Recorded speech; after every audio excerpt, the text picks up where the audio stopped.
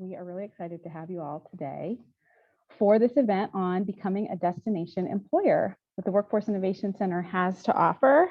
And you get to hear from some of our engaged companies, as well as our consultant experts, with what we hope will be a worthwhile and a meaningful hour and a half of your time over the lunch hour. Hopefully you're enjoying something nutritious and you're well hydrated today.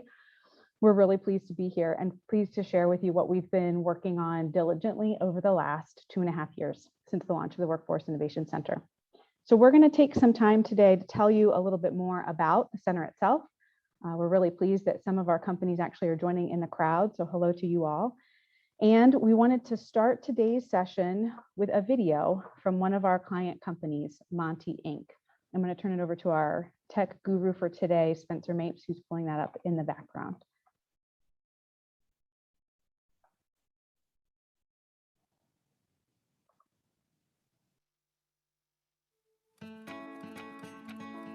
The Workforce Innovation Center is a consulting practice where we help employers to adopt inclusive practices that can help solve business challenges and really help companies meet their goals. If your company approached the Workforce Innovation Center, we would have an inquiry meeting just to hear the challenges that your company might be facing. We would assess and present our consulting service offerings, which are a policy and practice review, an employee survey, and an analysis of workforce data. From there, we would kind of analyze that data and provide recommendations to the company and work with them towards an implementation plan so that they could take action on those. The economy is changing, the workforce is changing, people's desire for work and value at work is changing, and we want to give companies information about how they can modernize their policies to be appealing to their workforce. That's something that companies need to work towards, and we can help with the tools and data to help them do that. But companies also really have to put in some work to be the company they desire to be.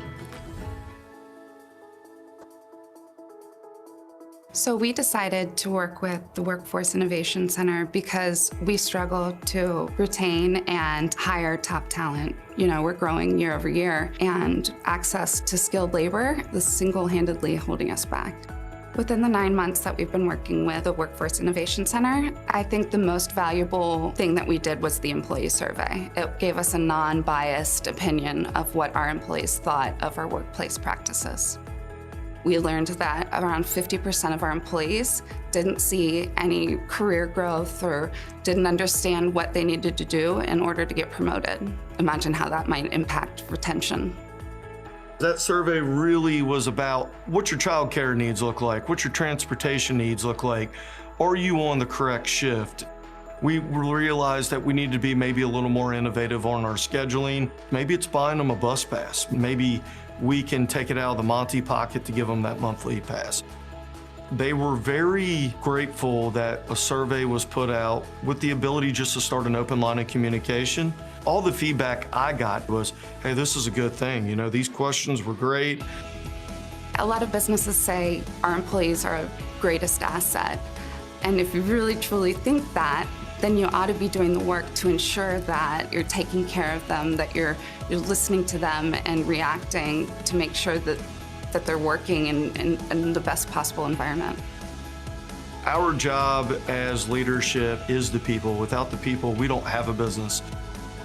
When you're going through these workforce issues, you kind of feel helpless, but you don't have to be because there's resources to help you. And the Workforce Innovation Center has been a really great resource for us to help implement better changes.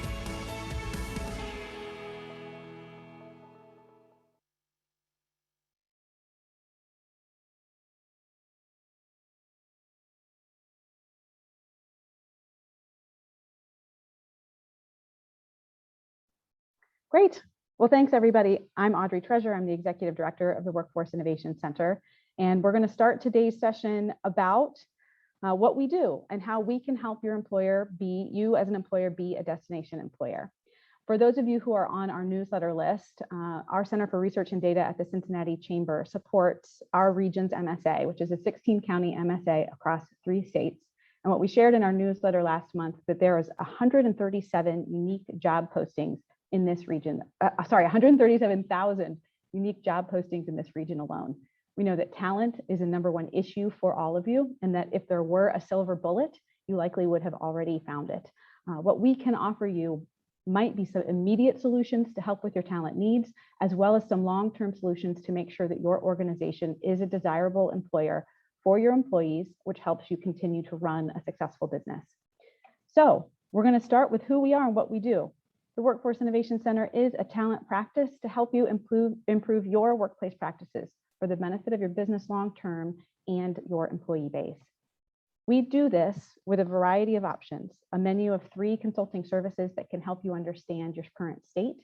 We provide customized solutions and recommendations with proven results for your needs, and those solutions are focused on your biggest pain points, things like attraction, retention, advancement, mobility, and many companies are focused right now on how to create diverse, equitable, inclusive organizations where employees feel like they can belong. We do this with dedicated expert consulting teams and a broad network of partners that provide solutions to companies. A few are listed here, and there are many more we'll talk about later today. We also provide accountability for your organization's support and measurement as you implement inclusive practices to measure which kind of ROI you're receiving for putting those things in place, and we help to troubleshoot with you along the way should problems arise. We have a dedicated team of myself and Thanapat Vichachat, who you'll meet in just a moment. And we have a great group of consultants, individuals with experience in human resources, organizational development, diversity, equity, inclusion, belonging, training and advancement, as well as just being kind, curious, intelligent people who are dedicated to helping your company succeed. We're also really pleased to be supported by an advisory board of some of the region's most influential business leaders and companies that keep us focused in solutions for companies to drive your business and sustainability long-term. Pleased that Julia Poston, the chair of the Workforce Innovation Center Advisory Board, is joining today. So hello, Julia, glad to have you here. I'm going to turn it over to Thanapat, who's going to share with you the end in mind, our practice recommendations and how we work with you to achieve those. Thanapat? Thanks, Audrey. Hello, everyone. I'm Thanapat Vichachat. I'm the Senior Project Manager with the Workforce Innovation Center. So we have been fortunate to partner with lots of different organizations to come up with evidence-based practice recommendations, which are incorporated into our consulting approach.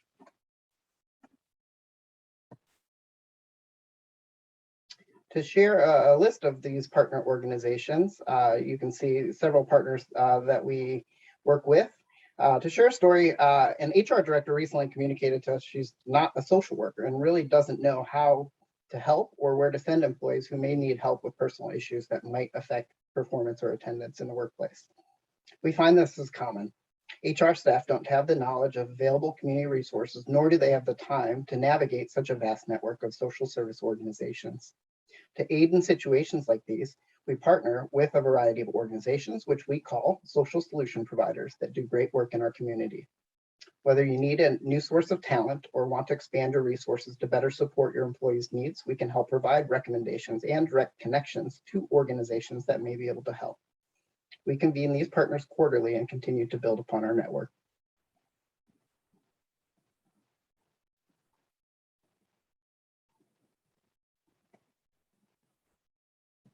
We appreciate the opportunity to partner with this great group of companies representing more than 2,500 employees.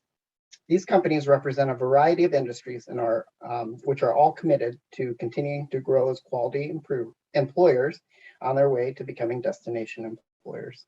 Several of them are on the call today, and you'll hear from one of our company's chief human resource officers after our presentation.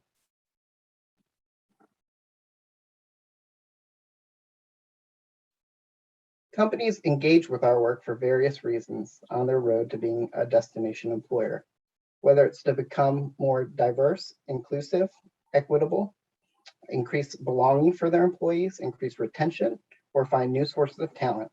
We can provide meaningful evidence-based practice and partner recommendations to companies.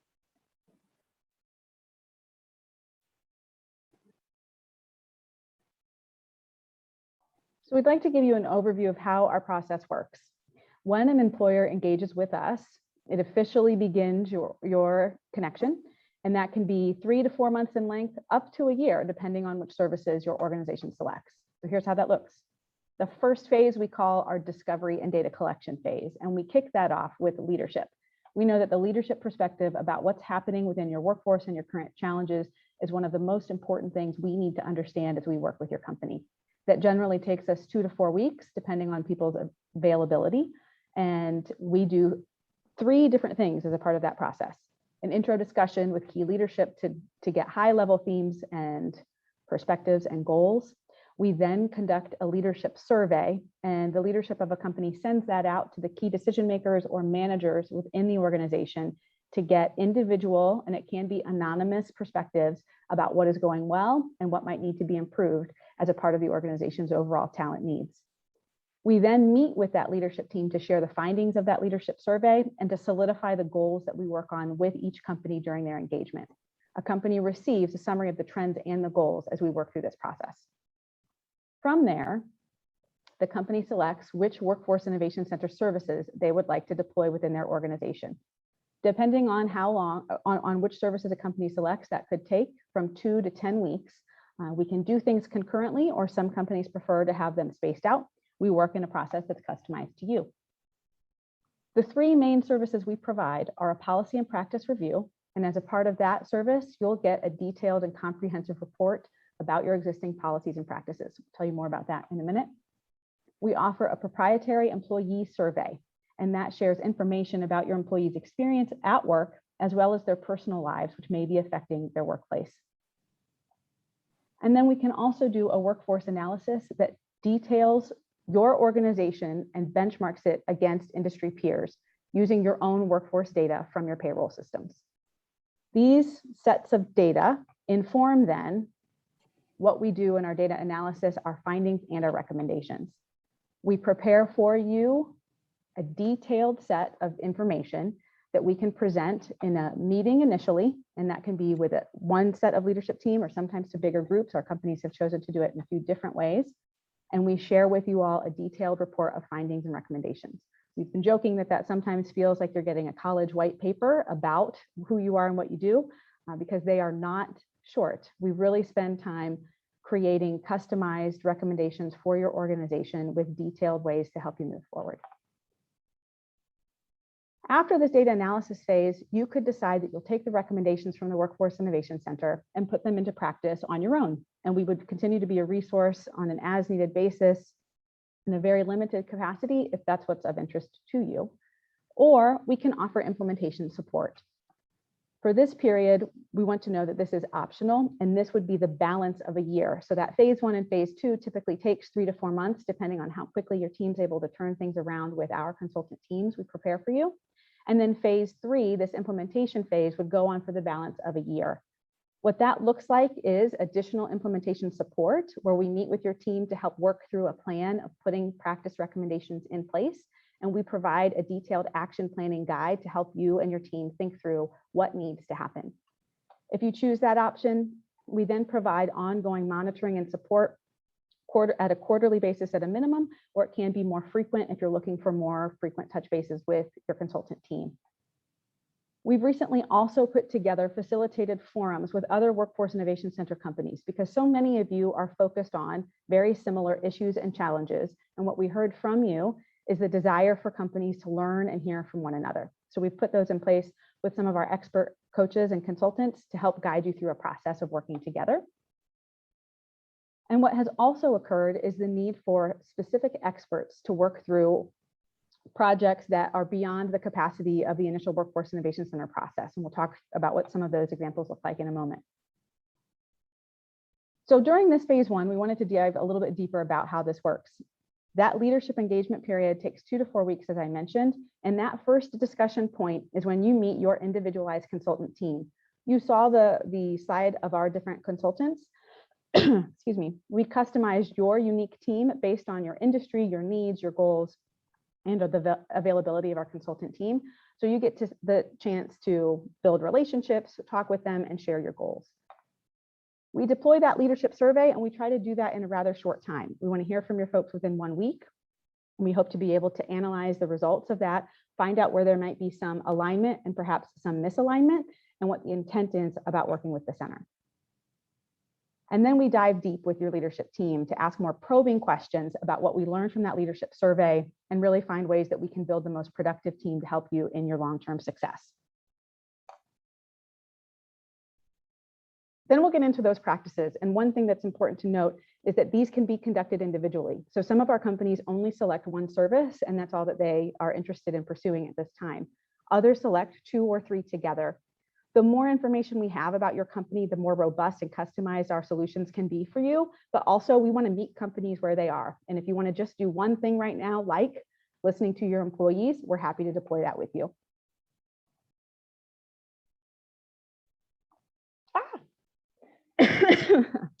What moves forward here is what we do, our findings and our data analysis from those specific practices, those specific services. We present to you in a meeting that has a PowerPoint presentation and incorporates your data and your goals, as well as that report that I mentioned before. So the first step is our policy and practice review.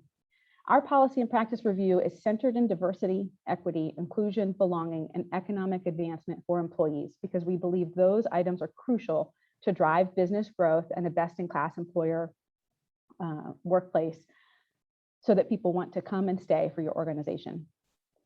The policy and practice review has 6 components of service, and these are always conducted by a human resources professional who has expertise in policies and practices.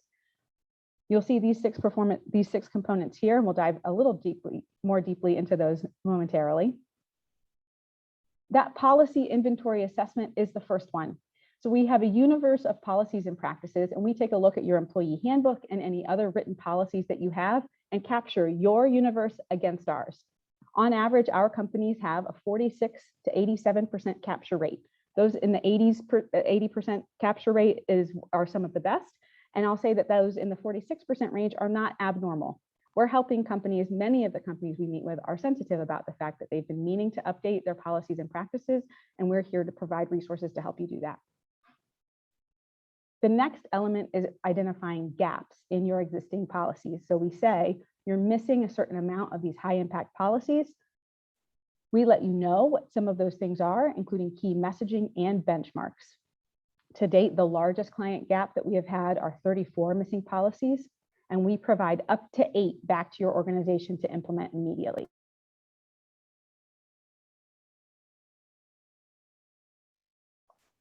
The third element is that we compare your existing policy language to best-in-class policy comparison. We do that to show why you may have an EEO statement. There would be some modifications you could make to strengthen that even further. We provide for you then targeted recommendations to improve your existing policies, and we include up to 8 in the report.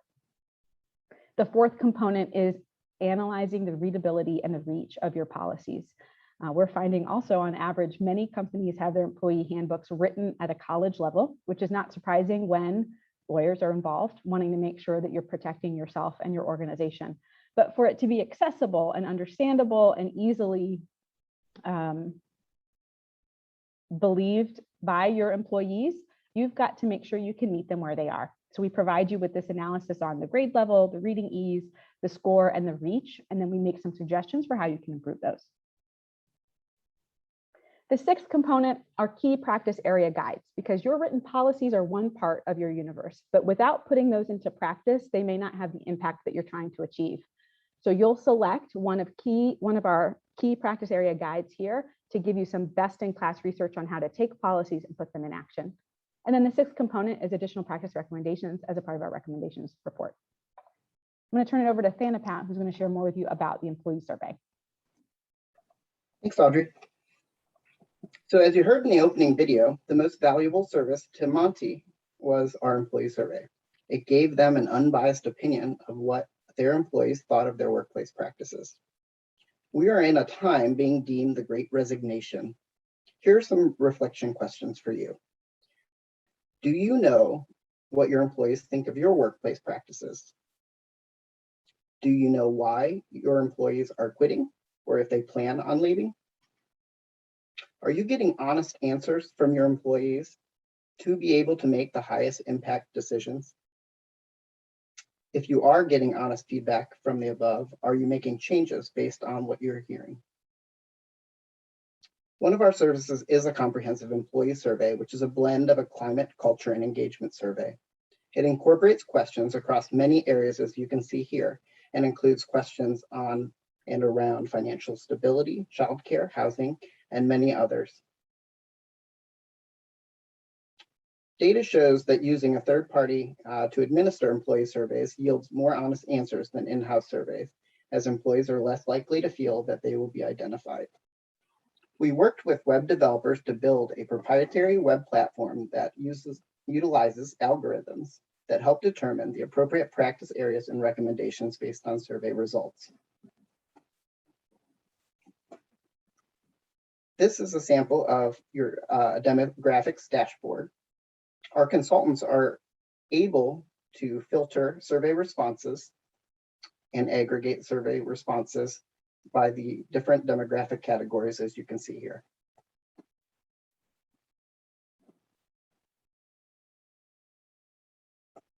There are common themes across workplaces and industries that people are feeling overworked.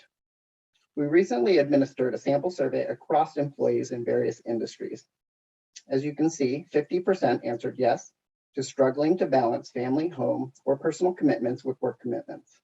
The top 3 reasons are on the right. 33% of respondents say their workday is too long.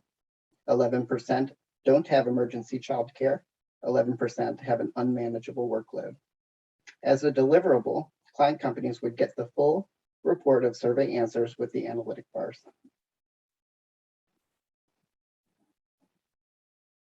Emergency expenses can derail some employees. On the left is a question highlighting how financially fragile employees could be. Fortunately, 69% of this group can put an emergency expense on a credit card and pay it off in full at the next billing cycle. 8% would put it on a credit card and pay it off when they can.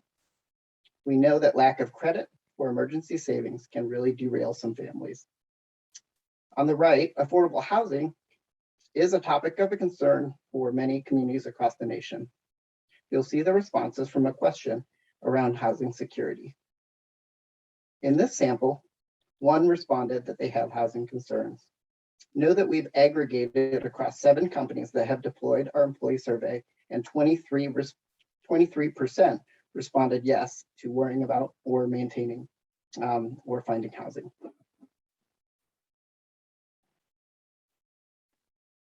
Our consultants also highlight qualitative data from survey comments and raise themes that are opportunity areas for employers. I want to echo the first quote. Raise pay at the rate of those around us. I struggled to stay currently as I've been getting job offers for the same job, paying $3 to $5 more an hour with similar benefits. The struggle is starting over after giving the company so many years. My last raise was 13 cents less than the cost of living. I felt like I didn't get a raise. I felt like I lost 13 cents an hour. When applicable, we share qualitative responses, so long as it's not identifiable. Do you get honest feedback like this on surveys you're administering?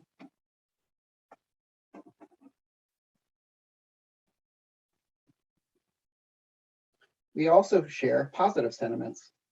It's always great to get positive reinforcement on what's working well.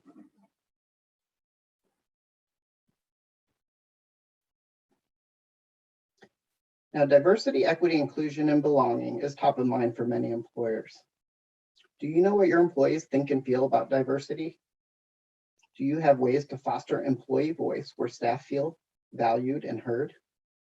More importantly, are you able to tell if there are disparities across demographic groups, such as gender or race, on questions like these?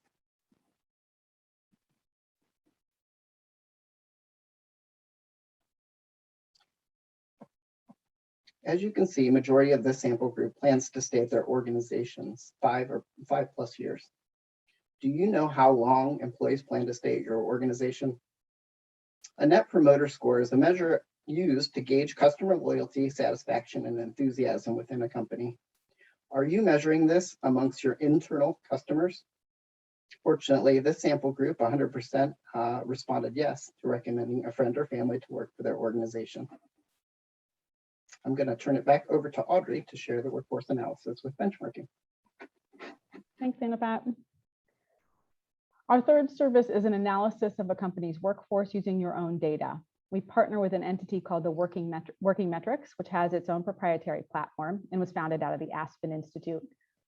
It uses readily accessible and reliable employee data, including wage data, diversity data, and benefits plan data. And then it benchmarks your company against industry and regional peers. You're using the Bureau of Labor Statistics and US Census level data. It also measures things like retention, earnings, and job growth, and can evaluate progress over time. Working Metrics is also a startup and have been a great partner to us in refining our approach to better serve companies' needs. Here are some of the examples that the Working Metrics platform produces for a company.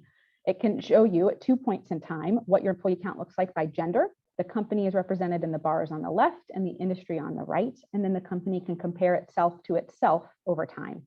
Can do this at a gender level. Here you'll see job growth, the retention and earnings number, and we can do the same thing by race and ethnicity. This provides companies the opportunity to really understand themselves and their history, as well as whether they are performing at or better than their industry peers. It also provides the opportunity to look at your employees who make less than $60,000 using this social impact scorecard, and gives you, again, some of those industry benchmarks using your benefits also and the Bureau of Labor Statistics data to benchmark them over time. They're also creating customized reports for us so that we're able to see how things look in wage categories. So you can see the trends in, say, the ethnic and racial distribution of your employees at different wage bands. These often result in very thoughtful and interesting conversations with our employers. What happens after we get all of that information back about your company is then we create customized recommendations for you, as mentioned before. So over a 2 to 4 week period, we'll set those meetings up with your key leadership. We'll share those findings and hope that you'll spend time reading those and evaluating what you might want to do next. And this is what that looks like. Here are 6 prioritized recommendations for a company grouped in those practice areas we mentioned before. And these are best customized to meet a company's specific goals. So enabling financial stability, create easy ways to save. And our recommendations go into details about potential partners that can help you do that and how you might set that up. The same is true for all of these categories and the specific practices that we share. As we move forward from there, we really want to help companies put these things into action, and that's phase 3, implementation. Our implementation meetings with companies occur typically 2 to 4 weeks after those recommendation meetings, and we want to walk through with you what your implementation plans are. We provide a detailed action planning guide and then set up our quarterly meetings so that we can learn how we can best support you in achieving your goals. Here's a sample of what that action planning guide looks like. We get really granular with you about how you'll communicate with your team, how long it will take, where else you might need to get buy-in, are there costs associated with it, so you can have a realistic picture of what you're moving forward to do. And as much as possible, we want to help you find accountability measures to demonstrate success. We're also able to provide additional support as referenced before. Those facilitated forums with other Workforce Innovation Center companies are a really great resource for you to connect with others and share challenges, successes, and gain peer support. After the sessions on Thursday, I understand that companies were going to talk to one another and steal or borrow ideas, and that's the idea. We're also able to build out very specific customized plans with your company and experts in a specific area. Some examples are here: customized training programs or the development of a diversity, equity, and inclusion plan. These are all ways where we have connections with HR experts or others who can help you meet your specific needs. What that looks like in action is that 14 employers have received 163 practice recommendations through our process over the last year. 10 employers have committed to adopting 37 inclusive practices, and employers are implementing a range, the least being one practice, which could be a very comprehensive thing like establishing promotions and advancement opportunities, and others are doing many things at once. Employers are working with local providers to hire new talent and to solve their existing issues, and this is what we see as inclusive capitalism in action. One of our clients said it best in an evaluation that we had, that the center provides structure and discipline to bring about meaningful change. And we hope that as we make strides, we can inspire others to do the same. And we'd love to hear that and want to do more of that. So next steps for you, please schedule a consultation with Anapat and me. Our information is here and we'll share it in the chat. And what we'd like to do next is open it up for a few minutes of Q&A before we turn it over to Brett Burns from Sunrise Treatment Center to share her experience as a part of our process. I see that I have a few questions in Q&A. One is, what are the top segmentations of the population analysis that we can do? Tenure, top performers, department, and position. The way we have our employee survey structured, we can do things by pay range, role, gender, race, ethnic identity, length of time within the organization, and several other ways to count depending on what an employer needs. But we have the ability to do that analysis deeply. And yes, that also then the next question says, how do you survey population for religion, race, et cetera? We ask those questions as a part of the survey itself. And we will share our contact information. Does anybody else have any additional questions they'd like us to answer?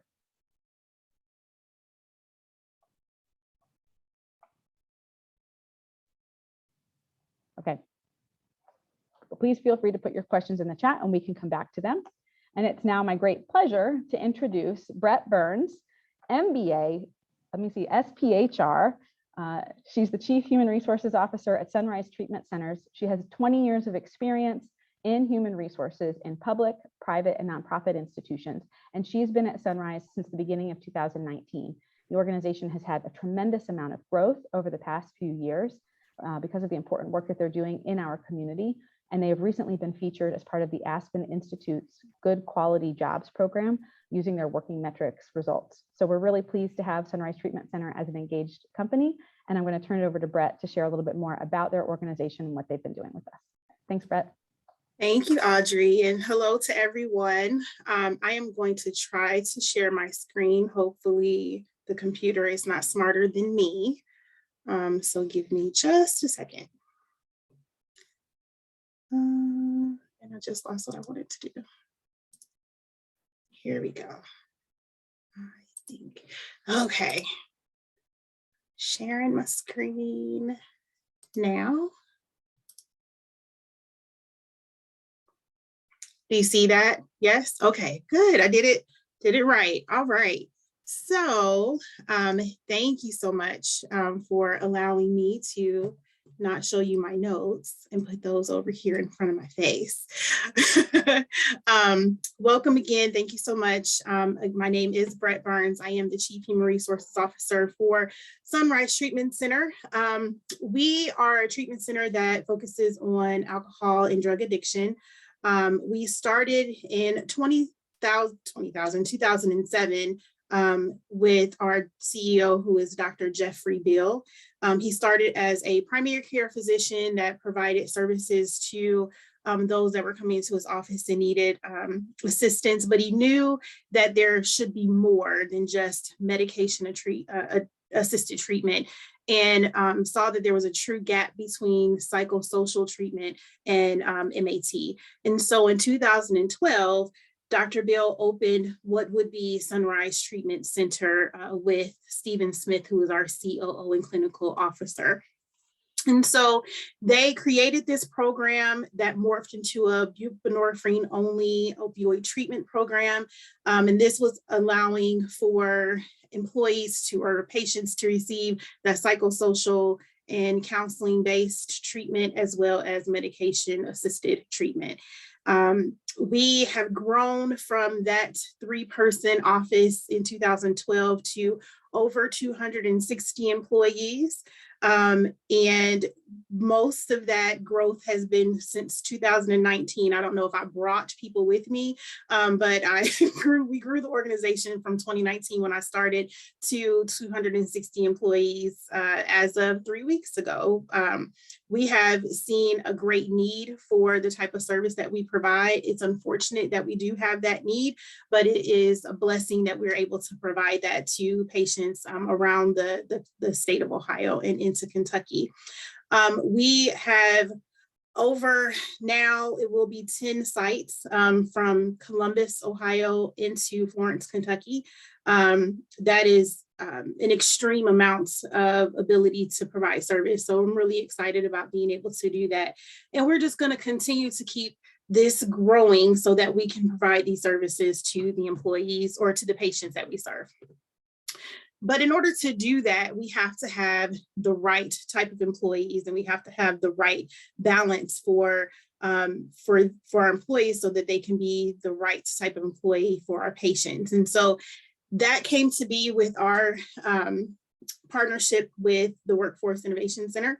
In 2018, Dr. Bills was in a presentation. You got a chance to meet Audrey, I believe, and got to hear what was happening with the workforce and was very intrigued by it. And so we did some of the metrics that Audrey and her team talked about in 2018, but in 2019, when I started, Dr. Bill was like, hey, you're here, so I want you to be, the front runner for this program. So I was really excited about finding out more about what the workforce did and how we could do that.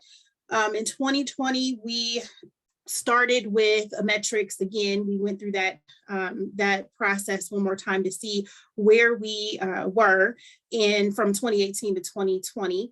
And we found something we already knew was that our demographic was very female gender strong in our frontline positions, but very male gender strong in our leadership positions.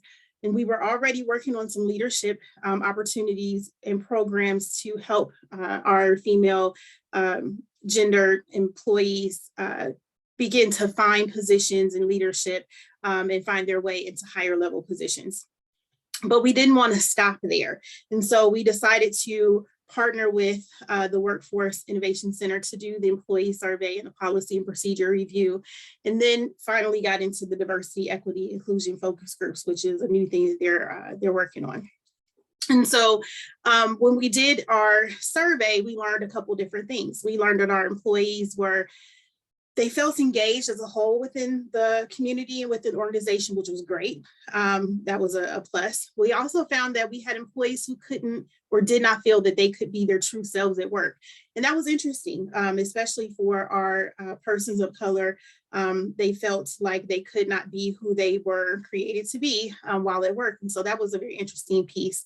We also found that employees were concerned about not being able to take care of themselves and their families with the salaries that they were provided. And that was very interesting for us too, because one of our big thing is that we really focus on our employees and want to have our employees have a work-life balance that they weren't feeling like they were getting. So we took that and used some of that for implementation, which I'll talk about here in a bit.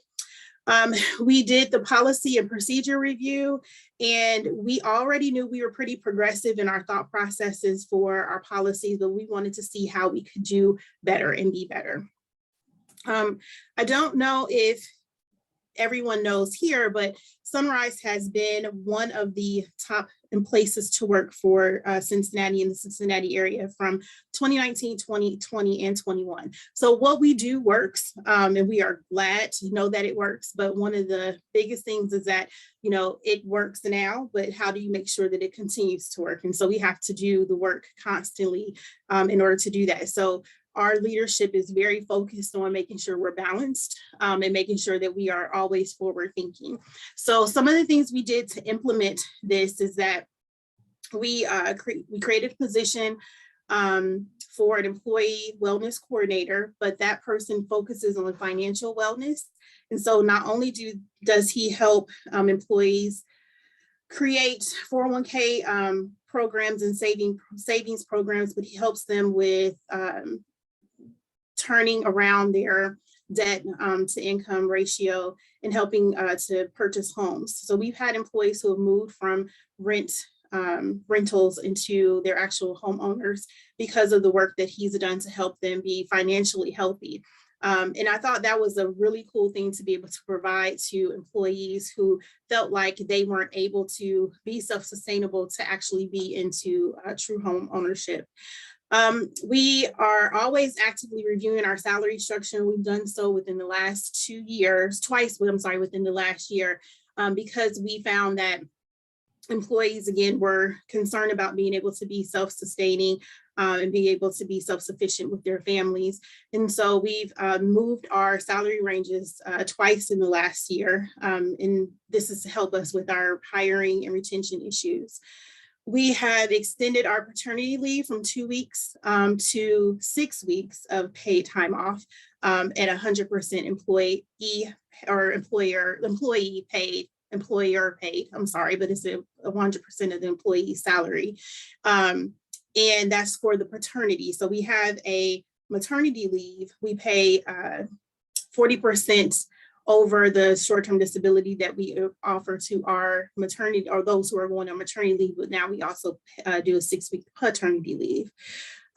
We are also slowly revising our policies with the recommendations of the new policies that Audrey and her team have helped us with, things that we know that are needed.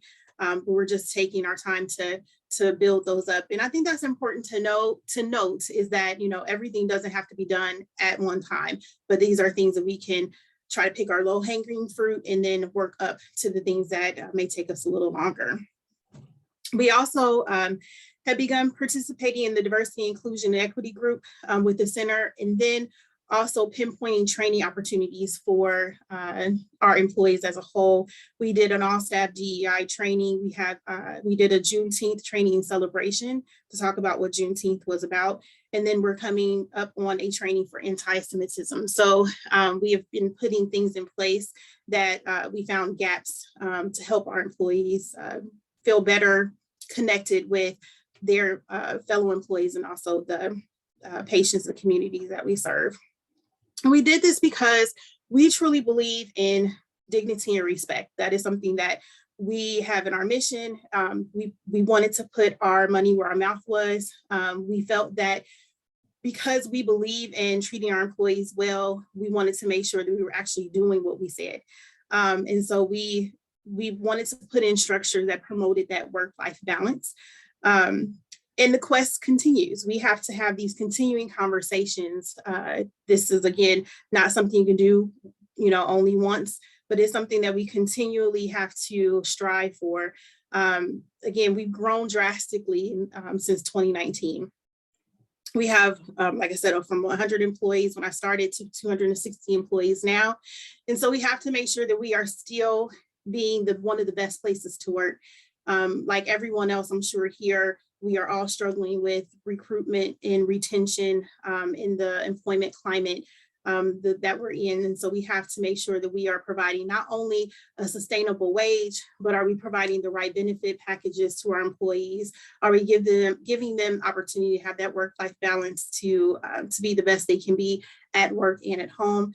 And continue to stay engaged with our employees, because that's the only way we're going to know that this is working. And so I encourage you all to engage with the center, engage with other organizations that are with the center. That is one of the cool things about being a part of this program, is that we have a plethora of businesses that we can go, hey, what are you doing? Is what you're doing working? Can we practice or take what you're doing and implement that here with us? Or here's what we're doing well, and we think that can help you. And it's really cool to hear other people doing the things that we're doing and saying like, oh, okay, we're on the right track. And sometimes as HR people, we get into a rut because we're so busy that we can't see the forest for the trees. So being able to be a part of an organization that we can say, I've got some support, I can see what others are doing and what's working, what's not working, and then how can we best support our employees? Because we know that, or for us, I will say, we know that our employees makes our bottom line grow. If we don't have the right employees in the right place, if they're not doing their job, then we can't do our job to help our patients and help our bottom line. So.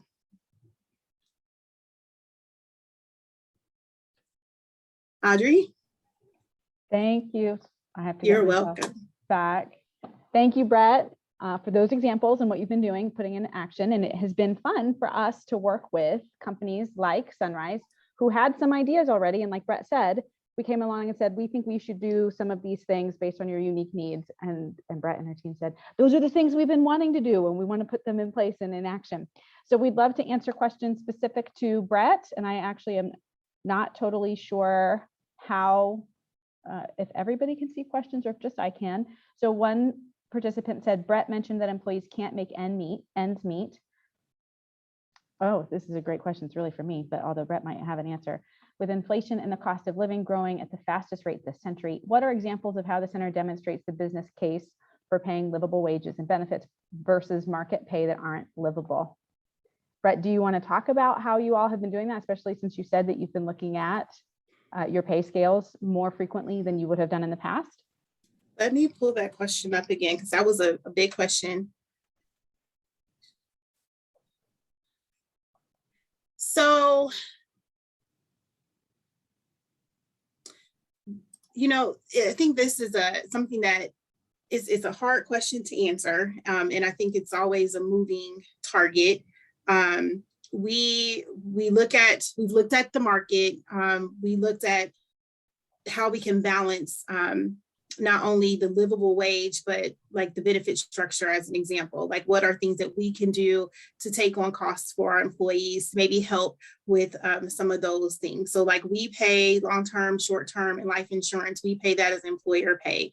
We have a benefit structure that's a sliding scale for our benefits today. So if you make within a certain range, your benefit structure will be less than maybe our high dollar earners by a substantial amount in order to help that, because we know that, everyone makes different wages, but traditionally everyone paid the same amount for their insurance, but that doesn't always look the same when it comes to people's pay. So we did that very early on. And then with the wellness coordinator, that has been huge, because we talked to them about, how can we help you to learn how to save? Where are there things that you can be taking off of your plate that you don't need right now? Or, is it feasible to do a 401k savings plan now, or do you need to do something first, become financially healthy, and then do that? Giving that opportunity to think more creatively about what you do with your disposable income is helpful. So, it's difficult. We would love to pay our employees, all of them, a wage that would make everyone comfortable, but that's just not feasible. So, we put into other ways to be creative to help. Hopefully that answered that question. I do think this is a really tough question. And part of what we are trying to share with employers is about some of those details that Brett mentioned. Things like, you might offer a 401k plan, but for certain employees, that doesn't help them pay their immediate bills. So can you pull the resources you might have invested there and put them in something like a matched savings account, so that an employee has an employee savings versus a 401k that they can't access for 40 years. We've also been using some things like the MIT has a living wage calculator. And what we've been sharing with some employers is just the basic information about what it costs to live in this Cincinnati market. If you're a single person, if you're a 2-parent family with children, if you're a single parent with children, because I do think we need to be having some new conversations now about what employees really need to live. And as we work with partners and those throughout the workforce ecosystem, we hear from them what their clients say to them.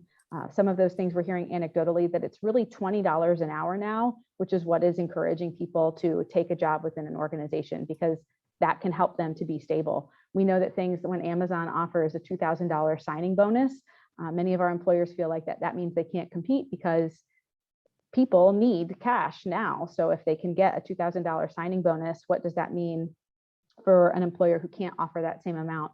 And this is where the Workforce Innovation Center really tries to work with companies and help them understand how they can be creative and how they can provide other benefits to the employees that make it still a desirable place to work. I think this is going to be an ongoing thing that continues to evolve as a part of the pandemic and the current labor market, and things are going to continue to shift. I see somebody else has asked a question: how have companies found the center's employee survey in comparison to other typical culture surveys that are out there? And what kind of analytics can you provide? So we do offer some traditional elements of a cultural survey about employees' experiences at work. And when we ask all of these individual questions about your own personal circumstances that might affect your ability to go to work, if you're housing insecure and your current employer can provide you some sort of emergency savings to make sure you can stay in that home, that might keep you there. And if your employer knew that a certain percentage of their workforce is on the brink, they can do things like Brett mentioned earlier, be creative about what they can provide to them. And so some employers have said to us, we already do a culture survey, we don't need your survey, and that's fine. Like that's why we've built a menu approach. But others have done our survey and their culture survey and see value in the breadth and depth of the questions that we ask and the analytics that we provide about how employees answered those questions. Okay. So a great question here, actually, what are examples like a savings account over the 401k, and do we help companies solve something like the cliff effect to get from that $13 to $15 an hour job to 20 hours so that they don't lose government benefits that help them make ends meet? And I know that Megan Cummings is on the call. The work of the Women's Fund does some really important things and had a great session yesterday about how individuals can calculate the increase in their wages and how that might affect their government benefits so that they know whether or not an increase could be beneficial to them long-term or might be harmful to them. And that's a big policy question and something that the Cincinnati Chamber and other partners want to inform policymakers about. And the more that we can get information from our employers and their employees about what happens in employment circles with their employee base, that we can help to make informed policy decisions and recommendations to others. Okay. Wait, I'm sorry. The question thing, I have to pull things up. All right. I think I've answered no. Okay, this is for Brett. Brett, it's great to hear that you have found a way to offer benefit costs on a sliding scale. Have you seen that increase uptake for lower paid workers? And have you had to deal with benefit cliff issues? So I can say that it's made a huge change in those who have taken our insurance versus not. You know, we always have that conversation. It's never enough, right? You know, if we could go back to the days where we did 100% employer paid benefit plans, you know, that would be fantastic. But we do have individuals who are still stuck in wanting that opportunity, and I wish that we could do that. But I will say that I have not seen us have that benefit cliff effect. And I think that has to do with the fact that we are constantly looking at where we fall in the market. And then we push very hard on the type of plans that we provide to our employees. I can't use a better word. We fight with our benefit plan providers. You know, we want this type of benefit plan and we're expecting you to be able to give it to us, and I'm going to fight you until you do. And so I have been able to get, you know, our benefit plans down from 30% hikes down to 10 or 19. And then if it's 10 or 19, then what else can I do in order to be able to best help our employees so that they don't see the impact of that as much as they would. So I think that, you know, pushing back on our benefit plan providers is huge for us in order for us to see that. And that's easy for us as a small organization. Might not be as easy for other people, but I can answer the question that way for us. I do think an important thing to mention here, and probably should have started with, is that in the work that we've done in this consulting practice, HR professionals are really unsung heroes about what they're doing to keep organizations moving and to do things like Brett mentioned just now, fight for employees to get real value from what the organization provides so that they can continue to be a strong workforce so that the company can deliver on their products or services. So Brett, thank you so much for being here, and thank you for all that you do to make Sunrise a great place to work and to do a really important service and treatment for people in our community. Thank you. Thank you for letting me speak with you all today.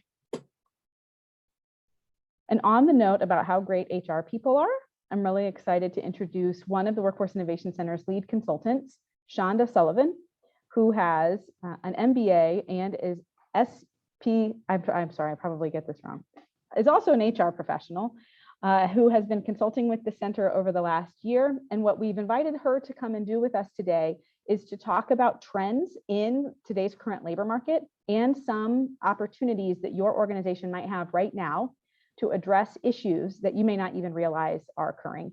You might have seen some recent articles. There's one about a man who applied for 2 jobs a day, I think for 40 days, and he got 2 interviews.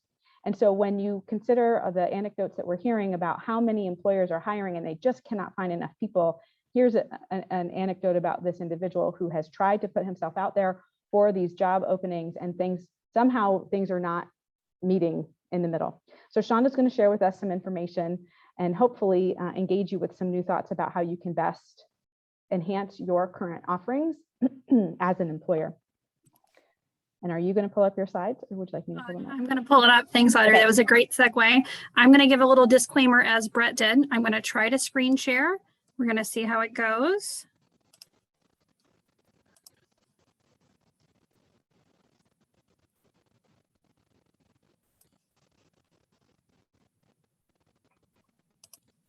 All right.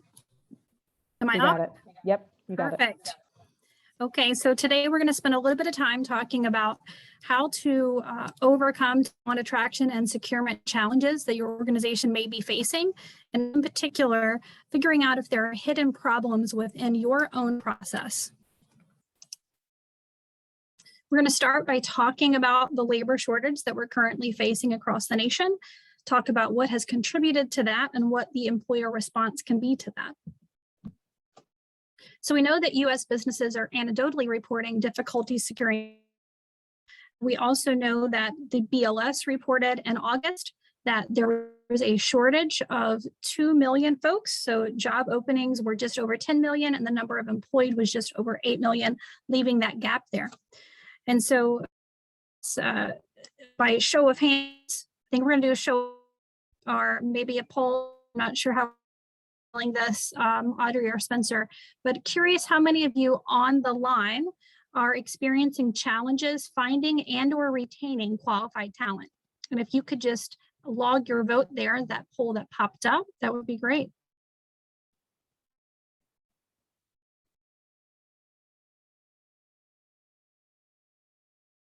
See those coming in. Yes, can you see it? Yeah, that's. So the numbers are climbing, but I think it's clear that the vast majority of folks, as the votes are coming in, are experiencing challenges either finding and or keeping that qualified talent. So we definitely picked a good topic for today.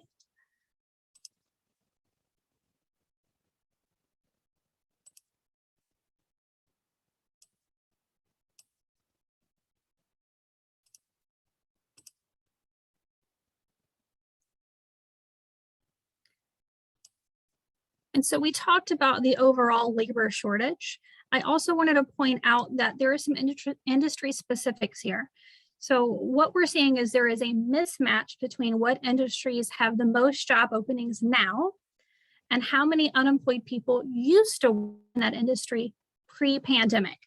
So basically folks that worked in an industry that are now unemployed, those industries now have job openings of those plus some more.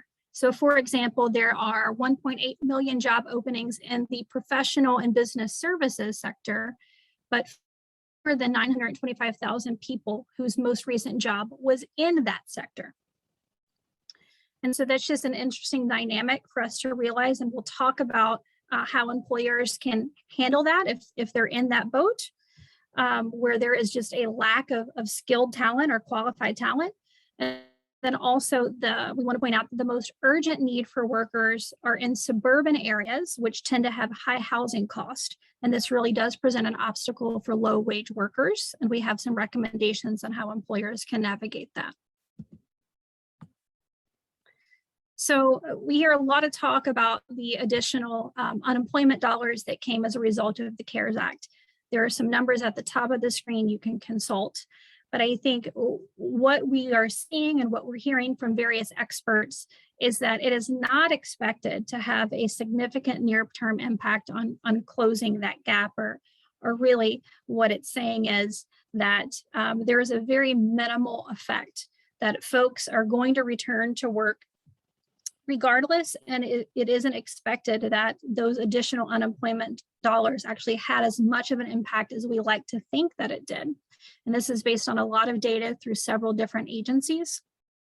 The University of Massachusetts recently did a study that actually said states with low unemployment benefits and thus the strongest incentives for returning to work did not increase employment levels any more than states with high levels of unemployment insurance benefits. And so they're just not seeing a really significant difference there in the data so far. We also want to note that resignations are the highest on record, up 13% from pre-pandemic levels. So folks are voluntarily leaving the workforce. It's not layoffs and terminations from pandemic anymore. And also folks are retiring. There were 2 million more individuals that retired than expected in the most recent time period evaluated.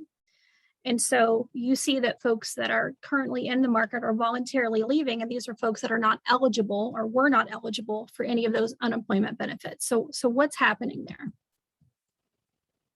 Well, what we're hearing and reading is that there is a real increased appeal of remote work. Specifically, folks really hate their commute, evidently, and they're looking to eliminate commute as much as possible. They want to be available just for basic home needs, to run errands, to accomplish things throughout their home. It's restoring some of that work-life balance to them that they may have been missing formerly. And they also want more time with family. So, I think that's one of the main themes from the pandemic, is that there was more family time, and a lot of folks that were in the workforce are now reevaluating. There are childcare responsibilities in some cases with the COVID restrictions and the requirements for holding children at home when there are positive cases. You're seeing a lot more children at home than in the past. You're also hearing from folks that there's just a real increased focus on their values. They've done a lot of self-reflection, and they're really focused on figuring out who they are, who they want to be, and what is important to them. They're desiring more meaningful work, and they have really just reprioritized their lives overall. And so there's a quote from someone from Harvard that says, the way we think about time and space has just changed. And so I think the combination of the self-reflection, being at home, working remotely, has really changed the way folks are thinking about work. There's also some evidence that there is a population that has some opposition to what they perceive as authoritative messaging or control with employers, with the new standards and guidelines in place regarding COVID. We will see if there's an impact from the vaccine mandate. And we also know that more folks are moving to gig jobs or moving to sort of self-employment type scenarios, and not all of those are being reported. I think what's really most important to take away is what we are hearing, especially from low-wage workers, is that there seems to be a feeling that there has been dissatisfaction and discontent regarding wages and regarding work conditions. And the pandemic has really provided the leverage that those employees need to take a stand and demand a change in these two areas. And so what are some things that employers can do top of mind? I think the two biggest ones and the most obvious ones, it's reevaluating your compensation packages. You see the boxes on the right side of the screen. Pay is increasing much more than it has historically. So 2.8 in the past 5 months for rank and file workers. For non-managerial workers in restaurant and hospitality, it's increased 8.8% in the past 5 months. Warehouse workers is 6.1%. And so you are seeing that pressure specifically in those historically lower wage areas. And so we do really encourage folks to reevaluate their compensation packages. The Workforce Innovation Center does offer to our clients a key practice guide on compensation setting that's increasing your base pay. It's adding new bonus opportunities or commission plans. It's increasing existing bonus opportunities and commission plans. It's increasing retirement contributions or offering them for the first time, providing ownership opportunities, sign-on bonuses. And it's also rethinking and adding or increasing things like your shift differential, your on-call pay, and your hazard pay. The other main component is reevaluating your benefits package in very much the same way. So the center offers a key practice guide in this area as well. We would recommend that folks issue an employee survey to determine satisfaction with their current benefit offerings. They also should identify any unmet benefit needs within their employee population. We know that awareness is low in the employee population of what all is possible in the benefits universe. And so they very well may have some significant needs that you can help meet for them. And that would make you a more attractive place of employment. It's also recommended, just top of mind, high level, providing flexible schedules and work weeks and allowing remote work and hybrid models. Focusing on culture is really key. So as we spoke about a few slides ago, folks are reevaluating and they are reprioritizing. And they are looking at their employment with fresh perspective and through a different lens. And so it is critically important that employers think about, how do I really make this a place where employees want to be? We would recommend deploying employee surveys, such as the one that the center offers that Audrey just talked about a bit. Creating opportunities to really build connection and belonging in the workplace, that's incredibly important. Creating meaningful opportunities for folks to contribute, and then connecting employees to their mission and vision to really sort of tap into their values and their sense of having a higher purpose. It's also important to ensure job fit for new hires and existing employees, helping workers find affordable housing. So back to the earlier stat on a lot of the opportunities are in suburban areas with high cost housing. So if you can help workers find affordable housing or assist them with any transportation issues they may have, you could help overcome some of those obstacles in reaching that talent. Permitting children in your workplace when possible, obviously if there are no safety issues there, or providing on-site childcare or partnering with other local childcare providers. Earlier, we talked about there was an industry mismatch. So in specific industries, you saw some shifting. And so what does that mean? It means that there is not qualified talent within those industries available to fill those openings. And so what employers then need to think about is, how do I entice people to switch careers completely? They're jumping sectors. And so that's something that employers need to start thinking about, that there could just be a true lack of qualified talent. And it's not only getting folks trained, but it's getting folks interested in the work that you're doing. And so you should expect increased spend on marketing and outreach in order to build awareness and reach those folks. You will need to train workers in order to become experienced in the ways that you need them to be. So again, you're going to expect an increased spend on outsourced training and certification, or a time spent within your organization as you have folks train internally. But you should also then expect a delayed point of contribution for new hires, because now you're bringing in folks without the qualifications that you had to hire previously. You can upskill and reskill existing talent. You can lower qualification and credential requirements when possible without compromising the work. And you can also cultivate connections so that you can develop internships and apprenticeship programs. There's a little bit of a paradox here and a little bit of a problem. So we hear companies say that they're struggling to find workers, and we hear unemployed folks, as Audrey just explained, say that they're having trouble getting hired, especially if they haven't worked for a year. And that part is key. Data tells us that people that have been unemployed for a short time get jobs quickly, and people unemployed a long time have a harder time getting a job.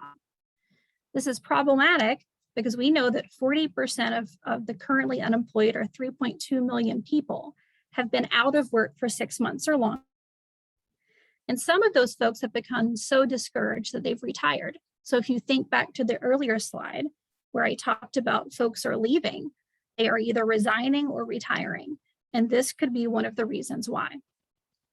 And so I would encourage each of you to dig in and make sure that your organization doesn't have a hidden problem. So do longer term unemployed job applicants carry a stigma with your hiring team? So I know pre-pandemic as an HR professional, if I were reviewing a resume that had really large gaps, or it looks as if they had been unemployed for a very long period of time, you always have the question, well, have they been searching the whole time? Why haven't they been hired somewhere if they have been searching?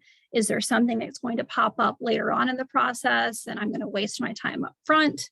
And so that is logical thinking. And if your HR team is still carrying that forward, you could be missing out on some great talent.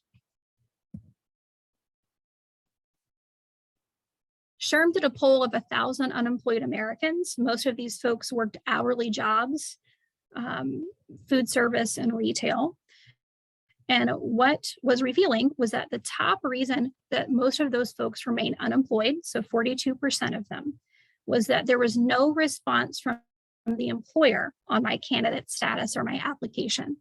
And so this is another area. Is this a hidden problem in your organization? Now, I would imagine that HR teams are incredibly busy right now. I know we're seeing that with our clients at the center. And so I would encourage you to really check to see, are your HR teams staffed appropriately to manage current talent needs?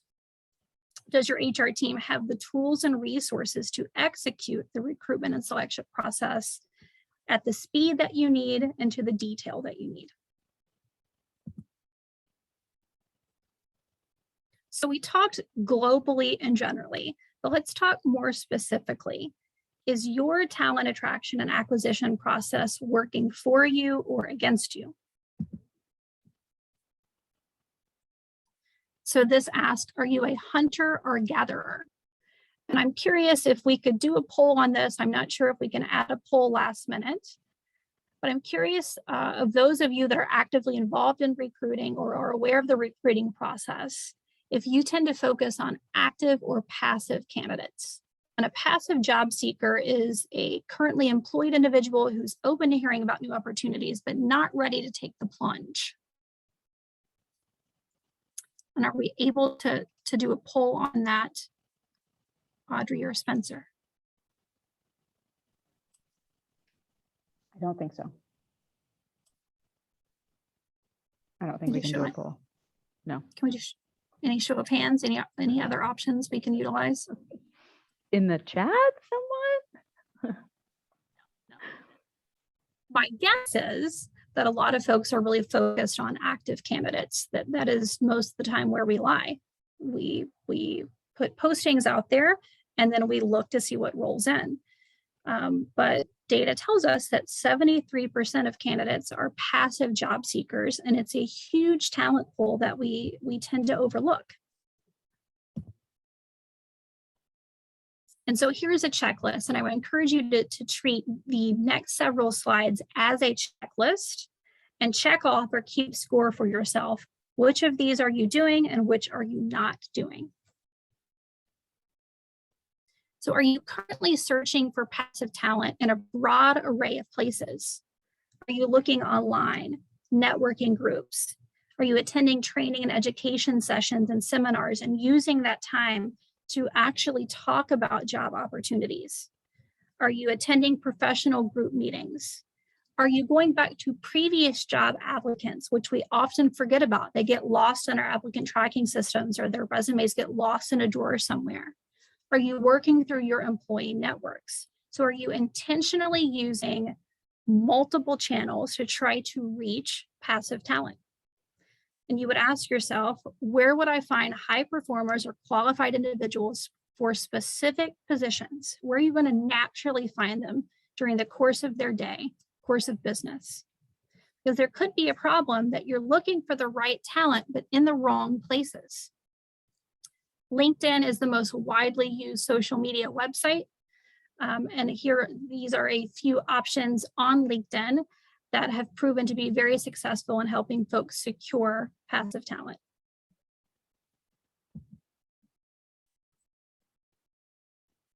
Do you involve your staff in marketing to passive candidates so that you can increase that reach? If you are leaving your recruiting efforts just to your company website and just to a few job boards, you're really missing out and you're limiting that reach. So I would encourage you to really utilize your employees, have them share social media posts that are outlined and templated by your marketing team or your HR team, and have them and encourage them to share those from their personal accounts. Also, are you not top of mind for job seekers? Is that another issue? It's important with passive candidates in particular. So how do you focus on growing your name recognition? Do you blog or publish white papers? Can you send employees to participate in panels and teleconferences? Can you encourage your employees to sit on boards, attend conferences and networking events? Anything you can do to really keep your name out in the public so that it stays top of mind. A problem where you are losing top talent to employers who are able to build stronger relationships with passive talent. It's important that you know how to nurture and sustain a long-term relationship. And if you have a sales team, they can help with this. So these are some tips on how to build a relationship over the long term, because you're really nurturing that and hoping that at some point in the future, you can convert that person. If you have a hidden problem that your team doesn't know who is best positioned to succeed in a role and actually meet business needs. Perhaps your interview participants aren't aligned on the ideal candidate. So it's important that you have a target profile or several through your organization developed. If you don't have that, you could be experiencing this hidden problem. Do you know where and how to reach the person that profile is about? Perhaps the problem is that again, you're looking for the right person in the wrong places. You're not meeting them where they are, where you're most likely to find the most qualified candidate. You're waiting for them to come to you. Is a problem that you don't offer the pay, benefits, culture, or career path that folks want. So it's really important that you know for your target profile, what do they really want from you and what is important to them. This is just an illustration of 2 infographics that illustrates that point. Depending on the generation or the wage range, folks want different things, and it's important that you know that. Do you have a good reputation? You could have a hidden problem that your reputation is deterring job seekers and candidates, and you may not even know that. And so I think making sure that you have a defined employer brand, understanding how your organization is regarded in the community, on social media, by various stakeholders. Do you know if you're considered an employer of choice, and are you paying your employees, or are you tracking a net promoter score for your employees? How many of your employees would recommend you as a place to work to their friends and family? That's something that we ask on the employee survey through the Workforce Innovation Center. And does word of mouth actually match your brand? So are you walking the walk? And are you regularly checking your online reputation by going to sites like Glassdoor and Career Builder and seeing what's being said about you? We know that organizations that invest in employer branding are 3 times more likely to make a quality hire. And you can see a lot of really solid stats here on why focusing on brand and reputation is so important to your recruiting process.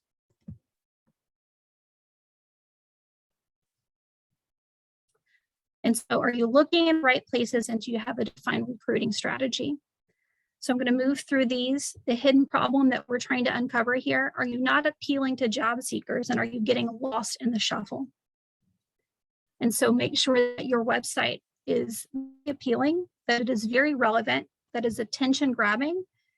It focuses on the employee experience, culture, and day in the life, and it should very much be authentic and personal. Make sure that you're posting in a wide array of places. And then also make sure that you're not missing out on an applicant pool. Make sure that your website is optimized for mobile use. We know that a growing number of applicants are applying from smartphones. So I'll hit the top, and you could be missing out on applicants that are performing general internet searches. We know that 75% of job seekers type their job search query into the Google search bar. and you could be missing out on easy opportunities to promote and build awareness of your company. We talk about the an employee referral program that is free recruiters or low-cost recruiters, and they can definitely pitch a job at your organization better than any external recruiter. Are you missing opportunities to secure qualified known talent by not ethically poaching?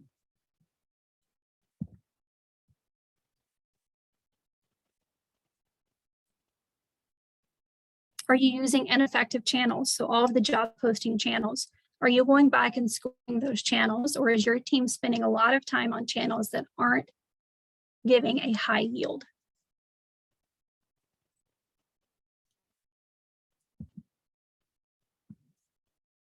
And of course, we want to talk about bias. So is there a hidden problem that there is bias and that is removing qualified talent from consideration and impacting your company's culture?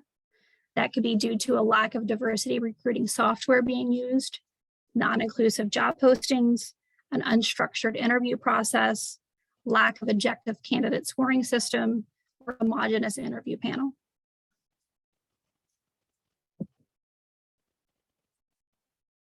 Other quick ones and additional areas, and I'll just highlight ones here. Is your applicant tracking system automatically weeding out good candidates? Are you not flagging high potentials for future roles or other roles within your organizations? And is there unreasonable expectations of candidates? So it's really being honest about what's required to succeed in the role and not expecting more than that. So these are just some of the recommendations. It is a rapidly growing list, more than 130 at last count, and it is growing by the week. I've discussed several of the services that tie into this presentation that we are confident really help employers improve their attraction and acquisition strategy. Are there any questions? Thank you, Shonda. We would be happy to take some questions, and I do have a couple in the chat. So somebody has indicated they would like the slides because they want to make sure that they can find out if they have hidden challenges and learn more about what is important to each generation. There's a comment about the term passive talent recruiting, and someone else here refers to it as scouting. And a company who is exceptional at scouting will do a great job recruiting the high performers to the organizations. The question here is, how do companies reduce the risk of satisfied top performers from being recruited to other places? Shonda, do you have any thoughts on that? Yeah, I think that's primarily going to be the culture work and really making sure that you are in tune with what your employees want and what their needs are. And so that is deploying the employee survey. That is making sure that your pay and benefits package is very competitive and that you're offering the right assortment of things. It is really knowing your employees and how can you cater to their needs. And obviously we all know that management is a huge part of why folks leave, and that ties into culture. Ray asked that question explicitly too, that turnover data is factual on dates, but often not robust on cause. How do you approach analyzing the cause? Because people join companies and quit bosses, but often they list that the cause is that they got a better opportunity. So I think you just touched on that there, as management is a key driver. Anything else you could expound upon there, Shonda? Was there a question rolled into that, or was that a comment? How can you approach analyzing the cause, the true cause for people leaving? Exit interviews are notoriously not reliable. And I think the best way that you can get that information is by doing your stay interviews in advance of someone becoming dissatisfied or disgruntled. So making sure that either through culture surveys, but really connections, personal connections, making sure that there are one-on-one touch bases occurring, that there are solid relationships between managers and employees or mentors and employees, so that before an employee gets to the point where they've made a decision to leave, they've already discussed that with someone internally, and hopefully they can be enticed to stay and find satisfaction. We are able to share slides after this, so someone else has asked that question. And we have one of our partners here from the co-op program at Cincinnati State, who's noting that employee satisfaction and retention increases when companies invest early in co-op students. Cincinnati State is a partner of the Workforce Innovation Center, and that's an example of how we would love to make specific recommendations to companies who might be a good fit for things like a co-op program there, UC, or high school programs, or some of our other great partners who provide soft skills training and hard skills training. And we're able to help make that easier to understand for employers so they know who might be new sources of talent that they had not considered before. Okay, Shonda, thank you so much for your time and your expertise. And we are planning to share the decks, as I mentioned before, and we're also going to make this session available online afterwards, so you can send it to others to view again. We're also looking to likely cut it into smaller segments so people can tune into the part that they're most interested in learning more about. I'd really like to thank my colleague Thanapat and Brett and Shonda for being here today to share their expertise. To our advisory board members on the call and our engaged companies on the call, thank you for being here. To our partners on the call, thank you for being here. And for companies or employers who might be interested in working with us, we would love to talk with you more about how we can help you meet your needs and really continue on your journey to be a destination employer. And a special thanks to Spencer Mapes, who made all this possible so we could be online with you today and hopefully got the questions and answers best as we could. Thank you so much. Have a great day.